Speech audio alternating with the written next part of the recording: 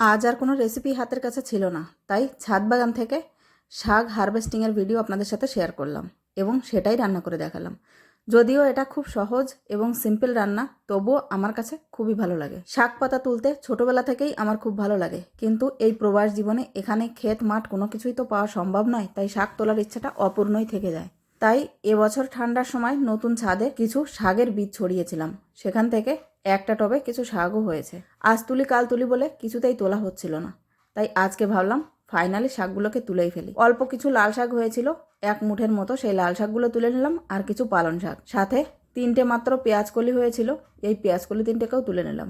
আমার শাক তোলার পালা শেষ। এবার এগুলোকে বেশ ভালোভাবে ধুয়ে তারপর কিচেনে চলে যাই। তো এই যে দেখুন বন্ধুরা, কিছু পালং শাক এবং লাল শাক বেশ ভালোভাবে ধুয়ে এবার এগুলোকে ছোট ছোট করে কেটে নিলাম। এরপর কড়াইতে দিয়ে দিচ্ছি সর্ষের তেল, বেশ কিছু পরিমাণ পেঁয়াজ, রসুন এবং কাঁচা লঙ্কা কুচি এর ভেতরে দিয়ে দিলাম। যেহেতু শাকের পরিমাণটা একটু কম, সেজন্য পেঁয়াজ রসুনটা একটু বেশি দিয়েছি, যাতে খেতেও ভালো লাগে আর পরিমাণটাও একটু বাড়ে। স্বাদ মতো লবণ আর হলুদ দিয়ে পেঁয়াজ রসুনটাকে বেশ ভালোভাবে ভেজে নেওয়ার পর এর ভেতরে দিয়ে দিচ্ছি শাকগুলো। বেশ একটু ভালোভাবে নাড়িয়ে নেওয়ার পর ঢাকা চাপা দিয়ে দিতে হবে যতক্ষণ না পর্যন্ত সেদ্ধ হয়ে যাচ্ছে। যেহেতু শাকগুলো কচি ছিল, তাই সেদ্ধ হতে খুব বেশি সময় লাগেনি, বেশ একটু জলও ছেড়ে দিয়েছে। এইবার ঢাকনা খুলে এই জলটুকু শুকিয়ে নিতে হবে, তাহলেই আমাদের শাক ভাজা রেডি।